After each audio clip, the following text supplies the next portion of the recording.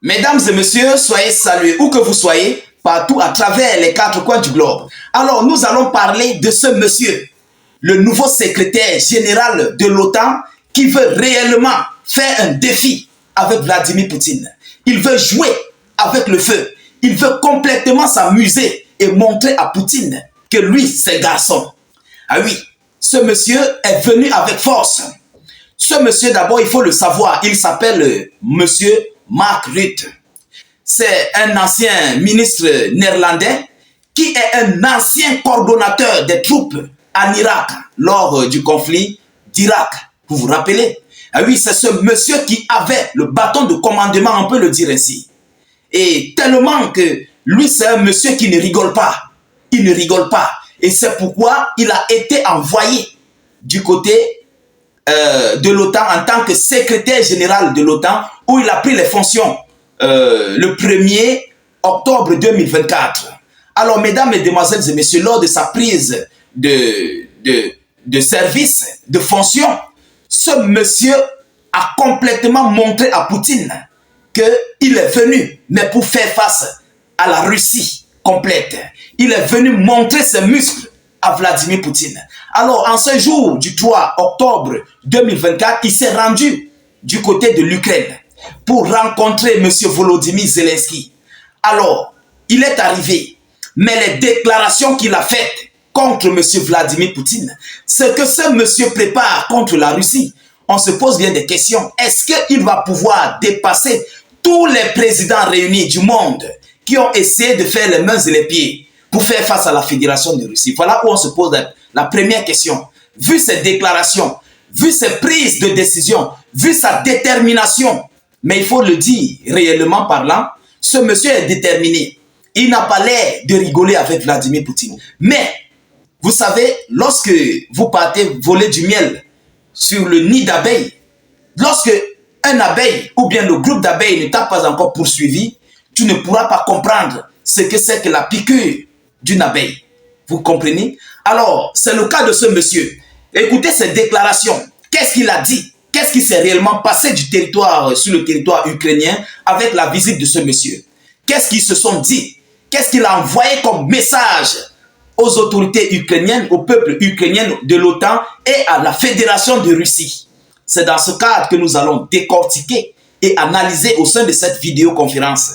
Alors, je vous prie, comme à l'accoutumée, vous qui nous suivez, de vous acquitter, mais humblement et massivement, à vos droits de contribution à la réalisation de nos vidéoconférences. Vous savez, on prend de la peine pour réaliser des vidéos, pour vous tenir informés de la situation géopolitique, géostratégique et des actualités du monde. De votre côté, n'hésitez pas de nous soutenir à fond. Nous comptons sur vous et merci d'ailleurs pour tous ceux-là qui participent, que ce soit dans YouTube ou dans Facebook. Tous ceux qui sont du côté de TikTok, retrouvez notre page État d'urgence sur Facebook. Voilà, et surtout, n'hésitez pas de partager massivement la vidéoconférence. N'hésitez pas de pousser beaucoup de j'aime au maximum. Vous comprenez? Alors, cliquez sur le lien de notre chaîne YouTube en commentaire et abonnez-vous au maximum. Le lien se trouve en commentaire. Qu'est-ce qu'il a déclaré? Qu'est-ce qu'il a dit? Que disent les médias locaux? Écoutez, les principaux points. Non? Le nouveau secrétaire général de l'OTAN, Mark Rutte, est arrivé en visite à Kiev en ce jour. Alors, juste après 2 jours de sa prise de pouvoir, de sa prise de fonction en tant que secrétaire général de l'OTAN, il s'est rendu à Kiev. Écoutez, les médias ukrainiens rapportent qu'il a déjà mené des négociations avec Zelensky dans les jours passés, avant même qu'il ne soit secrétaire général de l'OTAN. Écoutez, auparavant, Rutte avait soutenu les frappes de l'OTAN contre les cibles sur le territoire russe. Il soutenait cela avant même qu'il ne soit secrétaire général de l'OTAN. Et combien de fois qu'il est déjà secrétaire général de l'OTAN? Donc vous-même, vous comprenez que c'est un monsieur qui n'est pas venu rigoler, il n'est pas venu jouer avec la Russie. Vous comprenez? Alors, Rutte affirme que la Russie n'a aucun droit de veto sur l'adhésion de l'Ukraine à l'Alliance.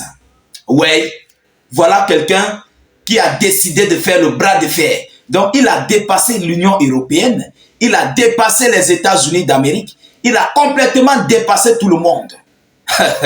Mais, ça va se savoir.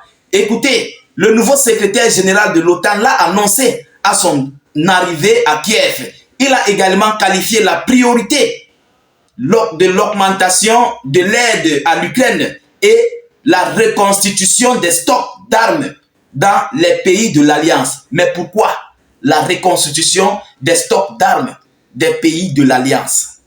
Ça en dit long. Nous allons décortiquer ça.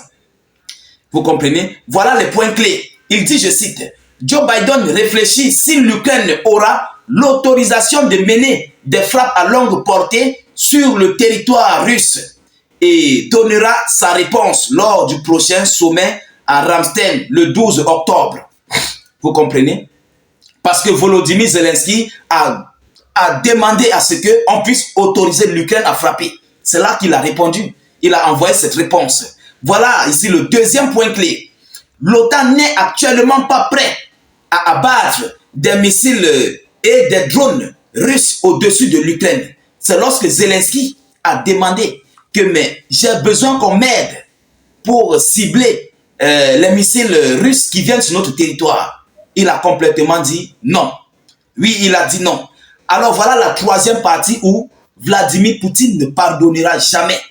Ah oui, et c'est même pourquoi ce conflit avait déclenché. Il dit, je cite, « L'adhésion de l'Ukraine à l'OTAN est plus proche que jamais. » Mesdames et messieurs, l'adhésion de l'Ukraine à l'OTAN est plus proche que jamais. Ouais, ça c'est un bras de fer qu'il a ouvert. C'est un monsieur qui est réellement venu dans les idéologies, mais de faire face à Vladimir Poutine. Dès lors que l'Ukraine serait déjà adhérée dans l'OTAN, automatiquement, tout serait permis pour les otaniens, les troupes otaniennes, tout ce qui s'ensuit pour venir soutenir l'Ukraine. Officiellement, des avions de combat, des chars, tout ce qui s'ensuit viendront sur le territoire ukrainien pour faire face à la Fédération de Russie. Vous comprenez? Est-ce que vous comprenez? Je vais arriver tout à l'heure, vous allez comprendre. Alors, bon maintenant, pourquoi il dit qu'il a également qualifié la priorité, l'augmentation de l'aide à l'Ukraine et la reconstitution des stocks d'armes dans les pays de l'Alliance? Alors évidemment, c'est parce qu'ils sont en train de préparer l'adhésion de l'Ukraine dans l'OTAN, mais avant de le faire, il faut préparer les arrières. Il faut préparer les arrières de l'OTAN. Dès lors qu'ils vont mettre l'Ukraine dans l'OTAN, ça va trouver qu'eux, ils sont prêts avec tous les armements nécessaires qu'ils auront à leur disposition. Parce qu'ils savent que Poutine va répliquer. Poutine va envoyer ici des représailles par rapport à l'adhésion de l'Ukraine dans l'OTAN. Vous comprenez? Parce qu'en ce moment-là, les otaniens n'auront plus de limite de frontières. Oui, ils n'auront plus de limite. Et ça serait là un réel bal ouvert entre l'OTAN. On ne va plus parler de l'Ukraine. Ça serait un bal ouvert entre l'OTAN et la Fédération de Russie. Voilà pourquoi, je dis toujours ça, je vous dis toujours ça. Voilà pourquoi Vladimir Poutine est en train d'augmenter, mais le plus fort, le plus rapidement possible, l'effectif de son armée. Parce que lorsqu'ils vont prendre, si c'est le côté de Kiev, lorsqu'ils vont prendre à Kiev, ils vont balayer en allant vers la Pologne. S'ils prennent du côté de la Lettonie, bien l'Estonie, la Finlande et autres, ils vont balayer. C'est pourquoi je vous dis toujours, Poutine n'est pas dupe.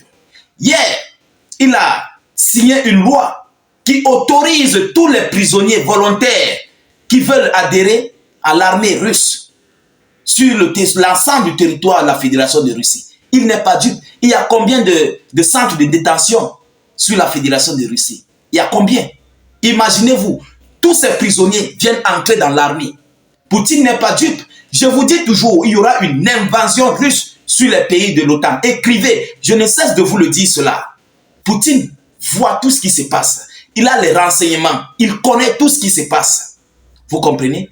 Parce qu'il a tout le matériel qu'il faut pour attaquer l'OTAN. Mais je vous dis toujours que ce monsieur ne veut pas utiliser les armements nucléaires pour frapper sur les territoires de l'OTAN.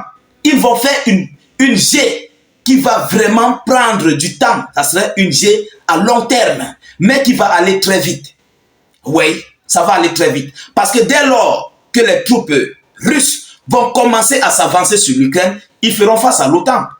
Évidemment. Et l'OTAN sortira de tous les côtés. Que ce soit du côté de la Lettonie, l'Estonie, la Finlande, la Roumanie, partout. Et les Russes seront obligés d'envoyer leurs troupes, de se défendre. C'est pourquoi vous voyez, il y a une accélération au niveau des troupes militaires russes, jusqu'à aller lancer un recrutement des volontaires prisonniers. Mesdames, Mesdemoiselles et Messieurs, écrivez cette histoire. Donc voilà un peu ici ce que Mark Rutte vient de déclarer du côté de l'Ukraine ces dernières 24 heures. Alors partagez au maximum cette vidéoconférence, sécurisez-la avec beaucoup de j'aime et de cœurs. N'hésitez pas s'il vous plaît de laisser massivement d'avis en commentaire. Nous voulons vous lire, donner aussi vos avis en commentaire. N'hésitez pas de cliquez sur le lien de notre chaîne YouTube dans les zones de commentaires. Abonnez-vous au maximum. Je vous reviens tout à l'heure pour une prochaine série d'actualités. Soyez encore salués une fois de plus. Ciao, ciao.